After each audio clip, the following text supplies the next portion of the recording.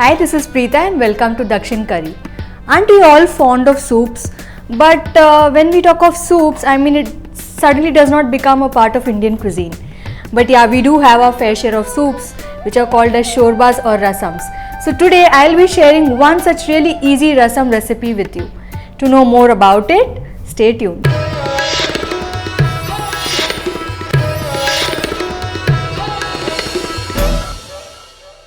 You must wonder which rasam. Today I am going to be making a rasam using a citrus fruit. Yes, we'll be making lemon rasam.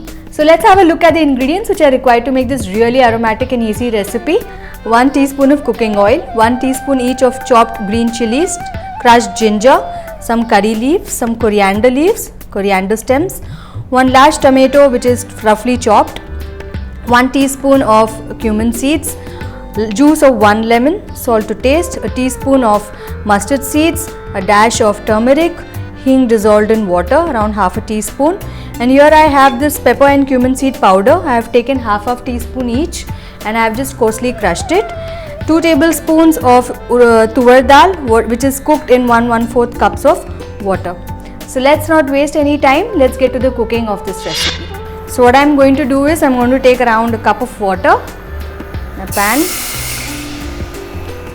and to that I am going to add a dash of turmeric, very little actually, a little bit of dissolved hing. I am going to be using just half the quantity, I will be using half the quantity later. And along with that I am going to be adding the chopped chilies, around a teaspoon or so. Now you need to remember that this recipe does not have too many flavors, they are very subtle flavors. So you are going to get the spice of the chilies, the very raw flavor of ginger, and you are going to get the tangy flavor of lemon. So you need to balance it out. If you feel that you don't like too much of spice, you can reduce the chilies also. At this point of time I will add the crushed ginger, again around a teaspoon. I am going to add little more of the green chilies, and I am going to add half the tomatoes. What I am going to do is keep a few for the end. What you can do is you can add the juice now, just keep some for later, and around 1 or 2 curry leaves. Now what you need to do is you need to allow this to come to a boil, and after which what we are going to do is we are going to cool it down and strain the mixture. Now this is completely optional. There are many people who don't mind having the green chilies and the ginger in their mouth. So for those people this is a completely optional step. You can just do without straining, but I don't like chunks of chili and ginger in my mouth, so I am going to strain the mixture. So I am going to allow this to get a good boil, and then once it cools down we are going to strain it. So let's have a look how our mixture is looking. So as you can see, our tomatoes are almost cooked. You can see this reddish coating out here, which proves that our tomatoes are cooked. And at this point of time what we need to do is switch off the flame and strain the mixture. Let's have a look at our strained mixture. Now what I have done is I have not just discarded the tomatoes like that, I have crushed the pulp. So we are going to get a lot of flavor from the ginger, from the tomatoes and the chilies. So ensure that you crush the pulp nicely. And now what I am going to do is I am going to add this back into the same pan. You don't need to use a fresh pan and all, just dunk it back into the same pan, and I am going to add around half a cup of water again. Now at this point of time I am going to add our coriander stems, very little. Let's add the curry leaves, just around 1 or 2. I am saving the rest for the tadka, just roughly crushed. What I am going to do is add the remaining hing water at this stage, and I want a little more yellow color, so I am going to again add a dash of hing. This is completely optional. And what I am going to do is now I am going to allow this to just come to one quick boil. Like you can see that it's just starting to boil, and once that starts happening what we will do is Just give this a mix. It's very important to use dal water in this recipe because all that strong flavors of chili and ginger is going to get balanced out because of this. So at this point, add in your dal water.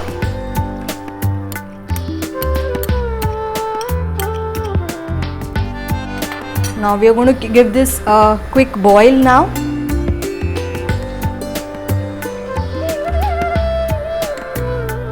And at this time, like I told you, this is going to come to a boil really quickly. There's not much that we need to do. Let's add our tomatoes also. You can do this just before you remove it off the gas also. I just wanted to cook a little. And I will add this powder. Now this, like I told you, this is cumin seeds and pepper. I have not roasted it or anything, just taken half a teaspoon each, and I've just coarsely ground it. You can use a fine powder also if you want, but I like to just coarsely grind it using a mortar pestle. So I'm just waiting for the bubbles.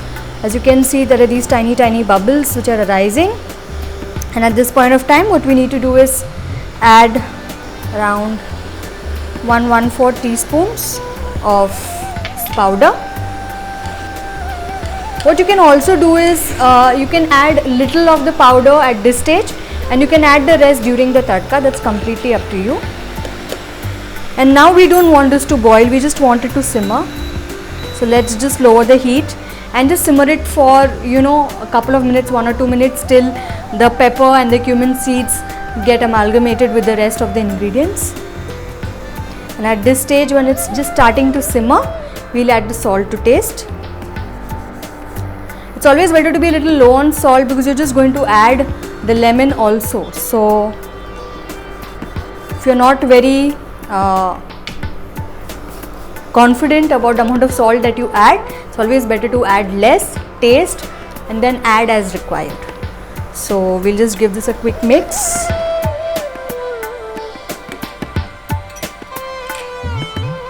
Add a bit of coriander and allow it to simmer for a while. Let's have a look. So as you can see, our rasam is gently simmering away, and at this point of time you can see that the other masalas are also coming on top, specifically the cumin seeds and the pepper, they're all floating on top. Now after this you don't want to cook it much because your tur dal is already cooked. We had already cooked the green chilies and the ginger also. So at this point of time what I'm going to do is I'm going to switch off the flame and then I'm going to be adding the lemon juice. Now we usually do this because we don't want to boil it with that because at times it can give a bitter aftertaste. So what we do is we usually switch off the flame and then do that. Whenever my mom makes it, what she does is she adds this and then she just puts a lid on it and just keeps it for some time. And what happens is in that heat, you know, the lemon kind of mixes with the rest of the ingredients. And you need to also check how tart your lemon is. So be easy on the lemon. What I'm going to do is I've already added half the lemon. So as of now, I'm not going to add this completely, just very little. I'm going to give this a quick mix.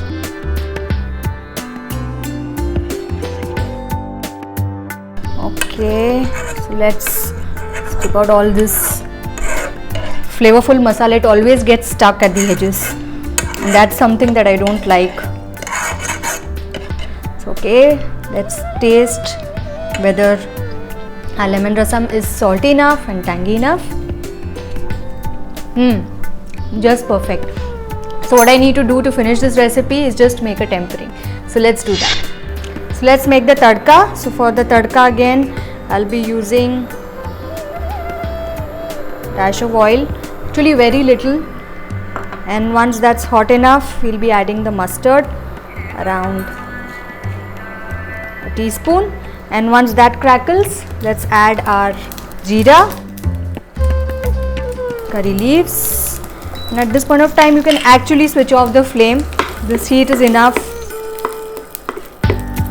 And now in this I am going to be adding very little of that powder that I told you about, the jeera and the pepper, It's completely optional, but just for that add-on flavor.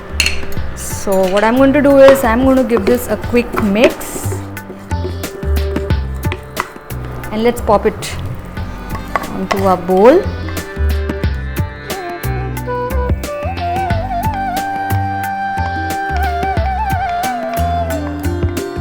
Actually, you can do without the tadka also, but it's a traditional way of serving this rasam.